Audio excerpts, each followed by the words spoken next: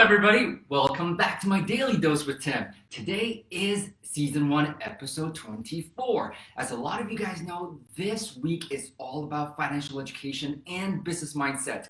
It's really funny because to me, the two of them are actually really kind of intertwined. They're really the same thing, in my opinion. It's just that a lot of you guys know that I have been leveraging mostly real estate around the world to build my cash flow and to build my business and to build my long-term wealth as well. And this is something that I've been teaching people for the last 6 years myself. And I know a lot of you guys, because the first 4 weeks we sort of started out about more about how to be who you are, and at the same time I really appreciate a lot of your interactions with me and your suggestions and your comments over the last few weeks. And so this week I've decided that really it should be kind of bringing everything back to the basics as well, which is what I do on a daily basis, not just for myself, however, for many others that I have had the fortune to influence, to teach, and to really share my knowledge and experiences with. And so today, I kind of thought about what I'm going to share with you. Yesterday was Canada Day for us right here in Canada, because I know I have friends here watching from New Zealand, from Australia, from the US, from the UK, from Asia. So I really appreciate your participation. And so after coming out of a national holiday or a stat holiday, I figure, you know what, let's kind of quickly go back in, because what I've found over the years is that there are just so many things that, oh my God, why did nobody tell me that when I was growing up?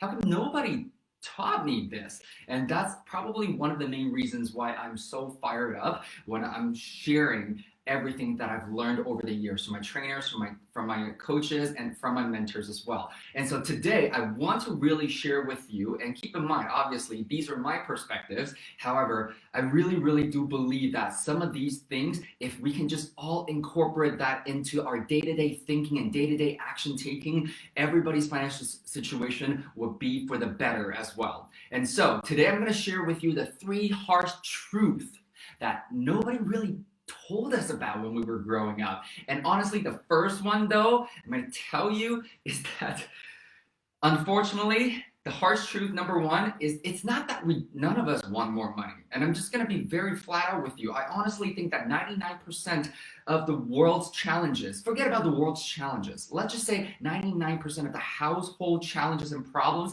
can be either improved or solved or removed completely with the use of money. And this kind of goes back to everything that we've already been talking about over the last few days as well, is that we honestly strictly just see money as a tool. It is a tool like fire, like a hammer. You can use it to improve your situation, or you can use it to destroy a situation. And in our opinion, if you understand how money works and use it wisely as one of the best tools and most effective tools that you can have at your disposal, it would be awesome. However, the unfortunate thing really is that most people let others influence their desire and their ambition to pursue having more. Because I understand, I was born in the early 80s, and my understanding is that in the early 80s, the word ambition or desire really got linked directly into the whole concept of money is the root of all evil. Once again, we don't believe that, because really, if you think about it, and there's a lot of literature out there on this particular thought as well, is that money is not the root of all evil. It's the greed for money is the root of all evil. And honestly though, the greed for anything, in my personal opinion, is probably not anything too positive in the first place anyway. However, let's bring it back to what we're talking about today. And I'm just going to let you know, honestly, in the beginning, when I decided to pursue financial education and wanted to learn really more about real estate investing, leveraging real estate investing as my business building vehicle, even my parents told me, you're not going to make anything out of this because A, you're young, B, you don't have a lot of money, and C, who do you think you are? There's so many people out there that are already doing this, and they're all multi-million, multi-billion dollar conglomerates building real estate. Those are the people that deserve to be in that area. And I understand, and I think I've shared this with you over the last few weeks now. I love my parents. At the same time, though, one of the biggest lessons that I really learned is that a lot of the times our parents, they don't know what they don't know. And forget about parents because all they're doing is trying to protect us. And that the same goes to society, what we're used to, as well as our friends and other family members, maybe. Okay. And the one thing that sort of keeps popping up over the last couple of weeks is the fact that, hey, you know what? Don't ever let anybody anybody who has not done what you want to do tell you that you cannot achieve something. I was very inspired by one of our coaches on the Trust Your Talent team today, Brooke Shang, and she did a presentation. And one of the quotes that she shared really is something that I've admired for a very long time. And I've had the fortune to actually meet Christopher Gardner for the very first time. So for those of you who do not know who Christopher Gardner is, and I met him, I think this was, oh my God, 2008 at a large event. It was one of those one-day motivational events, and it was just really amazing. So he says, don't, other people cannot do what you want to do, and they're going to tell you you cannot do it either. I probably did not do the quote justice. However, again, go and watch the movie, The Pursuit of Happiness, or it's in a book format as well. Now, the point is, there's so many times, and even as I have students coming through the training system, and they will still tell me every time they tell other people what they're doing, they're always like, yeah, well, good luck with that. It's like, well, what do you mean good luck with that? Again, a lot of you guys know we don't believe in luck because we understand that luck is when preparation meets opportunity. And what can you control is not the opportunities that might come your way now or later, is the fact that if you're prepared, and by being prepared, what we mean simply is by sharpening your tools and honing in on your skills and your knowledge level so that you are trained to see opportunities everywhere. There's so many people right now that are struggling around the world financially because of the impact of COVID.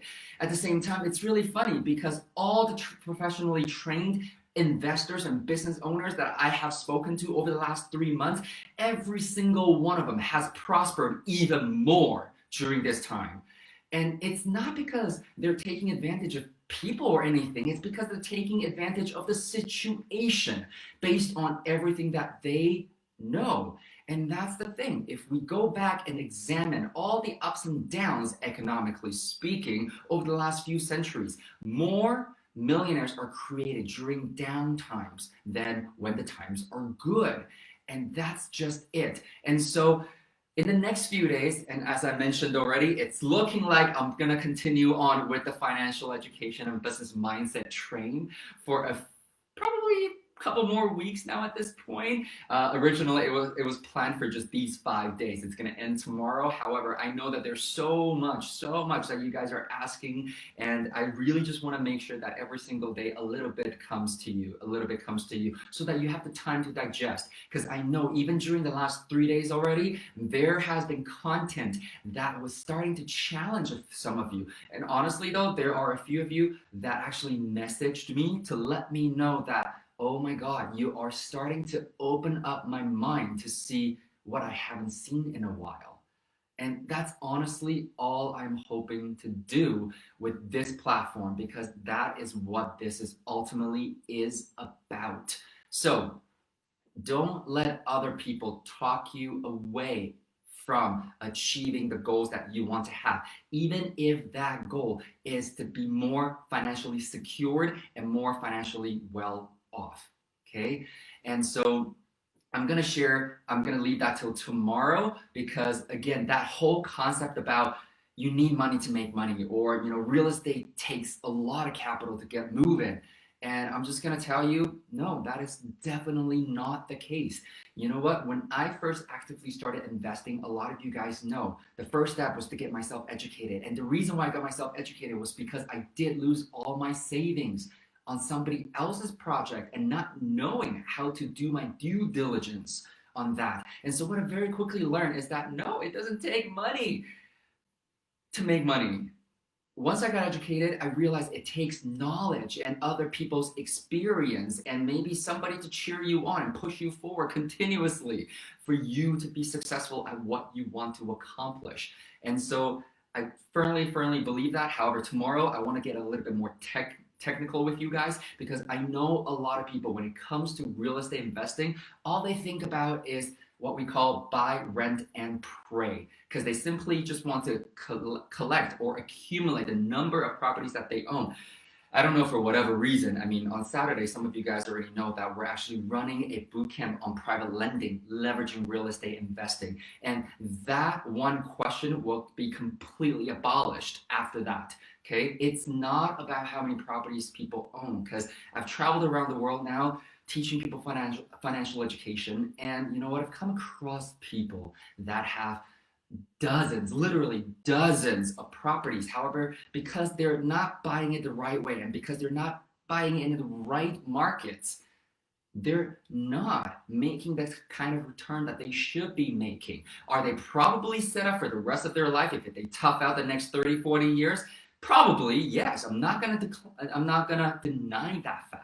However, I understand that the majority of people, when we start to invest, there is definitely that financial goal. Other than a comfortable retirement, I'm hoping that a lot of us are thinking, well, can it improve my lifestyle now? Can it improve my life now? And how do I do that? And also, how do I do that while maintaining control and not let the market dictate what I actually retire with? So I'm going to get a bit more technical tomorrow with you guys. However, that is the first harsh truth that I want to share with people is the fact that, hey, you know what? And this is a little bit of a blend, people will likely not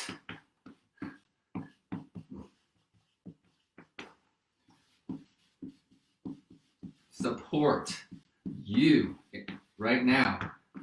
And that's totally fine because you know what? When I first got started, I didn't get a lot of support, honestly. Not from friends, not from family. You guys already heard a little about the story. My parents are super supportive now. However, that's the point that I'm looking to make here is that if you are serious about it and you pursue to get the right education, take the right actions, and then you can start to create results faster than anybody else, that is the fastest way for you to reverse that harsh truth that everybody is facing. Okay? Number two is the fact that, once again, very inspired by Brooke Shang today. She told me, and I think I'm going to say this is Mama Shang saying, if you don't care about money, money is not going to care about you. Okay, I'm going to say that again because that actually hit me really, really hard. To me, in that one sentence, that one quote, there's so much wisdom in there. If you don't care about money, money won't care about you. Most people basically just follow everybody else, what everybody else is doing. And again, I understand what that feels like because once upon a time, that was me. Because I was one of those people that every single paycheck, I would buy company stock options. I would put it into RSPs. I would put it into savings account. And when TFSA started, I would put money into TFSAs as well. And that's it. Everything that I was doing, I was paying down my mortgage a lot faster than a normal person would every time I get a bonus, every time I have some extra cash lying around. Oh my God, boy, was I wrong. Because had I not done any of those things, I would probably had a lot more money to play with in the first place. Okay. The point is though, you gotta really care about money in the sense that you need to learn how to gain control over it. And the running joke in Trust Your Talent has always been, you know what? Let's all agree that nobody else cares about your financial situation now or later more than you do. And well, maybe your kids. So just keep that in mind, okay? It is your job to really, really give a fudge about it. Let me just write this out now.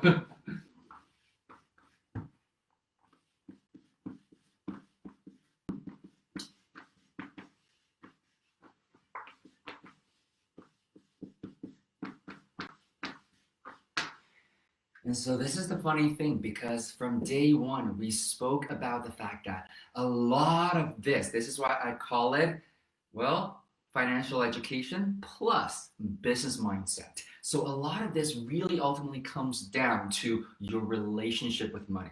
And this second point really illustrates that because when we say care about, you do have to care about money. We're not saying obsessed about it. We're not saying that you need to have however much in your bank account.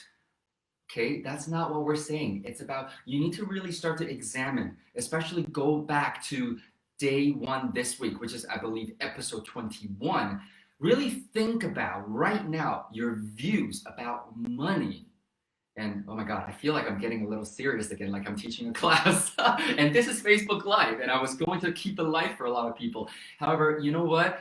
As a coach, as a mentor, as a trainer on this subject for so many years now, and what it has helped me achieve in my life, I just I feel like I will be doing you a disservice, or I would be not doing this whole subject justice if I'm too easy. And well, take it or leave it. This is, you don't have to consume it. However, if you do like it, please spread the words. Share this with people that you think can benefit from this, because I know that there's so many people that need to hear this. So please like and please love and please share, because honestly, though, because of everything that I know and because of everything that I'm sharing with you, I share this with a lot of my students. And as a result, and this is not to really pat my own back or anything, because the goal is not my back. The goal is to make sure that I get the opportunity to continue to change people's lives for the better. And that's why I do what I do. So the last thing that I'm going to leave with you today is not cash is king. However, cash flow is king.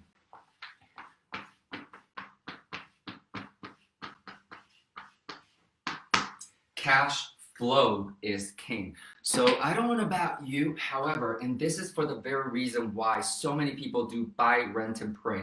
And they go through the next 30, 40 years of their lives having to deal with potentially troubled tenants and any unexpected issues that a property could have for them because they didn't know how to buy the property properly in the first place.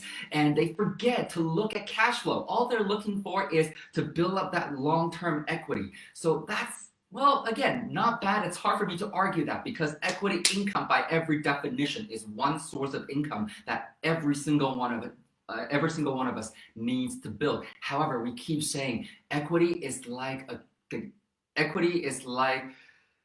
the what's that word? The piggy bank that you're not allowed to open until you sell it. For most people, you don't get to open that. However, there's so many creative financing ways that we can do to at least help you get some access to it, especially for those of you who have been fortunate enough that where there's market increases over the years as well. However, we're not counting on that. We never count on that. And this is for that very reason why cash flow is king, not cash, not equity. I was brought up in the culture where cash is king and equity is king. And little did I know that was completely messing me up. Okay? Again, I'm not saying that it's completely false. What I'm saying is you got to focus on the priority and the order of things. So these are the three harsh truths that nobody ever really told us about, that I've learned over the last decade now, and what has helped me and many others that I've been able to help to propel their financial wellness to the next level. So as promised, starting tomorrow, I'm going to start to break these down a little further and get a little bit more technical with you as well. So I hope you enjoyed today's episode. And if you like the content, please give me a like and make sure that you share this with anybody you think that can benefit from. And also, just remember, every single day during the week, Monday to Friday, I will be coming to you Facebook Live at 4:30 p.m. Pacific Time, 5:30 p.m. Mountain Time, and 7:30 Eastern Standard Time. Thank you very much for watching again, and I will see you tomorrow. Have a great evening, everybody.